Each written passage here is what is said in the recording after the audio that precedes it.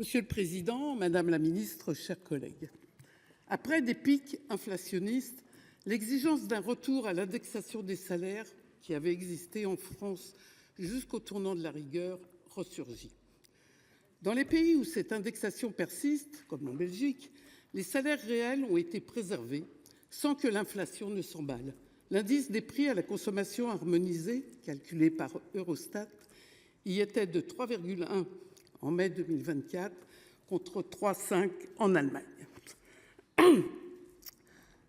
Ce non-emballement met à mal un des arguments de l'offensive contre les chaînes mobiles, offensive idéologique qui suit d'ailleurs le schéma en 3 axiomes qu'Albert Hirschman avait identifié dans le livre « 2 siècles de rhétorique réactionnaire », que je vous conseille, l'effet pervers, l'inanité et la mise en péril.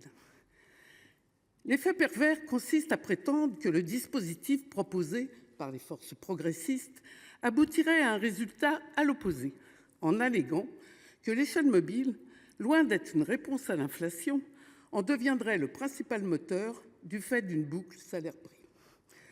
Or, non seulement cela ne se vérifie ni en Belgique ni au Luxembourg, mais comme l'a documenté le FMI dans une étude sur 22 épisodes inflationnistes au cours des 50 dernières années, seuls 3 pouvaient être imputables à cette boucle, qui ne se déclenche que dans des circonstances précises que la situation présente en France et en Europe ne réunit pas.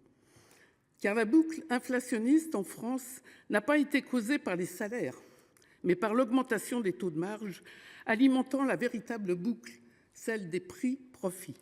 En 2023, le taux de marge des entreprises françaises atteignait plus de 33%, poussé par l'énergie et l'agroalimentaire, qui enregistraient un taux de surmarge historique de 48,5%. Ces taux de surmarge consolident 40 ans de baisse de la part des salaires dans le partage de la valeur qui a suivi effectivement la fin de l'échelle mobile.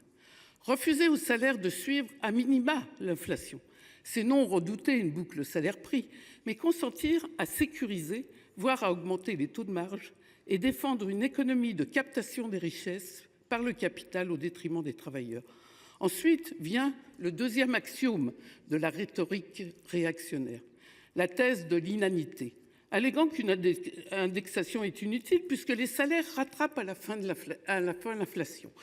Vous l'avez dit, madame la ministre. À la fin, soit il faudrait que les travailleurs consentent pendant des mois, voire pour toujours, à une baisse de leur pouvoir d'achat pour préserver les taux de marge.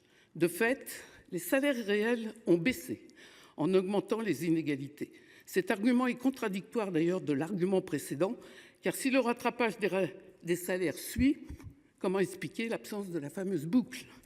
Enfin, le troisième axiome, la mise en péril. L'indexation des salaires mettra en péril la négociation collective. Mais c'est le contraire.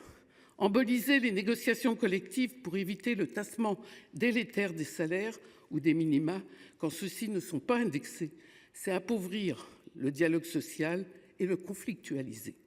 À la place, pour éviter la perte de pouvoir d'achat, les entreprises se tournent vers les compléments de salaire non pérennes et qui creusent le déficit de notre sécurité sociale jusqu'à représenter 19 milliards de pertes de ressources. Ces arguments rhétoriques, véritables invariants de l'idéologie réactionnaire, nous détournent du véritable facteur d'inflation, à savoir la dépendance de notre économie, de l'économie européenne, à des chaînes mondiales d'approvisionnement que le dérèglement climatique va accroître dans le futur. Cela plaide en faveur d'une transition écologique, nous redonnant autonomie et souveraineté en matière d'énergie notamment et d'agriculture. Nous voterons donc cette proposition du groupe communiste pour plus de justice sociale et de justice écologique. Je vous remercie. Merci. La parole est à madame Monique